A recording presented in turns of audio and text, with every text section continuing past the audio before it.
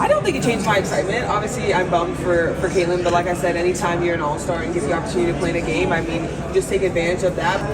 What have the opening celebrations, things like that, been for you over the last 12 hours? Yeah, it was super exciting. I think last night we all kind of had a great time just hanging out, but I think it's great. All-Star Weekend is such a great environment, and I think taking a deep breath, understand that this basketball game is like just calm, cool, collective, and honestly just enjoying the time with other WNBA players that you don't really get to hang out with all the time. Imagine being told you're not ready for the WNBA, that you can't keep up. Now, imagine silencing every critic with an all-star season. That's Aliyah Boston's story. But here's the twist. She credits Caitlin Clark for forcing her transformation. What did Clark do that completely changed Boston's game? Stick around to find out. It's a game changer in every sense.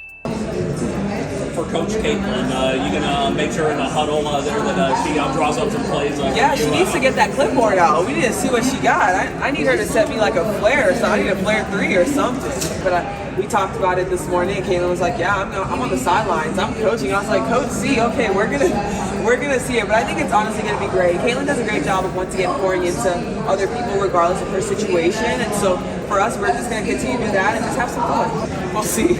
Aliyah, would you like to see more of a natural, actual break? Like NBA at least has 2 or 3 days. You guys go right into Sunday. Is that something that's talked about at all amongst players? Yeah, I definitely think that would be amazing. I think it's kind of hard. Before we move on, I'd like to ask you a small favor. If you appreciate this content, please take a second to like this video and subscribe to the channel. Over 98% of you watch the videos without subscribing. It costs you nothing, but it makes a huge difference to us. So, did you click the subscribe button? Great, thank you so much. Now, back to the video. And I do length. I feel like it's kind of hard to actually say what I think that looks like, but I definitely think space in between games a little bit more is just beneficial. And I know it's hard because we're trying to get all the games in the season, but I think just thinking about our bodies and recovery, and when you go from the Olympic break All-Star last year, which felt like forever and it felt like heaven, and then now you come and you have a game in the next 3 days. So I definitely think that's something that hopefully in the future we can look at. Traveling from the West Coast to playing and having a back-to-back can be kind of tough, and then you also want to make sure that you're able to perform every single night for the fans to come out and support you. So I don't really know ideally, but I definitely think being able to have a little bit more space in between some of the games is definitely going to be important for them. Before the season even started, Aliyah Boston's future in the WNBA was clouded with doubts. Critics didn't hold back. They questioned her fitness, her ability to handle the league's faster pace, and whether she could even make an impact at a professional level. It wasn't just outside noise. Boston later admitted in interviews that she struggled early on. She wasn't keeping up, and the pressure of living up to her college success added a whole new layer of intensity. Picture this: a former college superstar stepping onto the biggest stage, being met with endless skepticism, and, even worse, feeling the weight of it might be justified.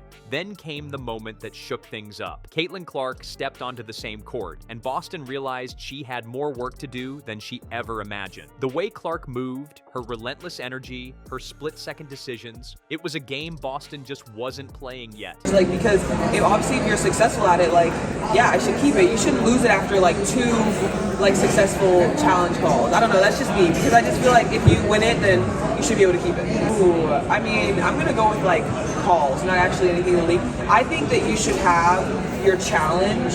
Like, you should, if you win your challenge, I think you should be able to still have your challenge. Yeah, it's definitely just something that I feel like I'm learning every single day. Like, I listen to Nneka and Kelsey and Stewie and Fee, and they talk about, what is happening and even the discussions, and I think it's just so nice to be able to learn. Clark's intensity wasn't just impressive, it was overwhelming. Boston talked openly about how Clark's fire on the court exposed a gap in her own game. And it wasn't just about endurance or quickness. It was mental too. Clark was faster, sharper, and always 3 steps ahead. Boston realized she needed to completely overhaul her approach to be able to keep up. She started by pushing her conditioning to the next level, making sure she was ready for those high-energy moments Clark seemed to thrive in. On top of that, she worked on her court awareness, studying game film, and adjusting her mindset to stay a step ahead of the action.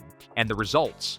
Let's just say critics have gone awfully quiet. Boston's numbers tell the story. 15.6 points, 7.6 rebounds, 3.7 assists per game, and a league-leading field goal percentage at 56.3%. And so for me, it's just understanding and once again, just being able to be confident in my voice. But I think at the same time, like, they also make you feel confident. So no matter what, like, you can feel free to speak. Clark's energy didn't just inspire Boston, it forced her to evolve. And that evolution wasn't subtle. It turned Boston into a player who no longer just holds her own, but dominates. But Boston's story doesn't stop with her transformation.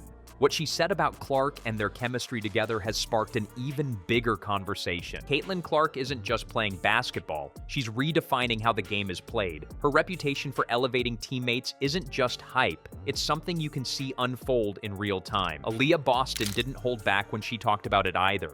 Her praise went beyond the usual compliments, diving into how Clark's relentless style of play forced her to raise every aspect of her game, from speed to awareness. It's like Clark sets the tempo, and if you can't keep up, you're left in the dust. Think about this. Clark's court vision is almost unreal. She's dishing out no-look passes, reading defenses like a book, and moving so quickly that teammates have to anticipate her decisions before she even makes them. For Boston, it was a wake-up call.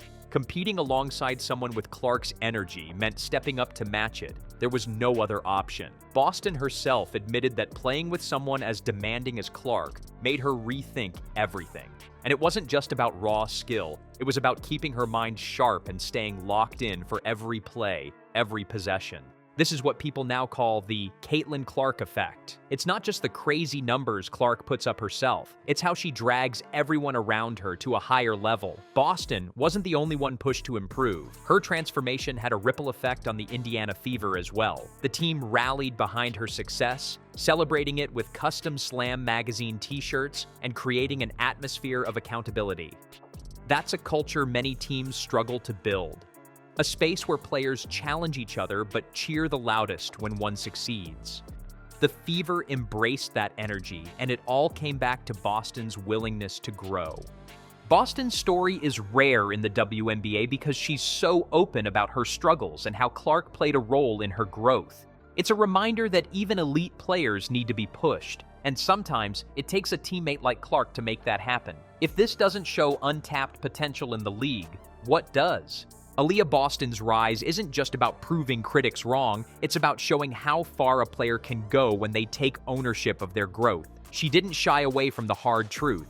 She needed to adjust, and playing alongside Caitlin Clark made that unavoidable. Clark's intensity didn't just push Boston, it created a roadmap for what personal accountability can produce when paired with the right drive. If one teammate can raise Boston's game to these heights, imagine the ripple effect across the WNBA as more players embrace that mindset. The Caitlin Clark effect isn't contained. It's a challenge waiting to be answered.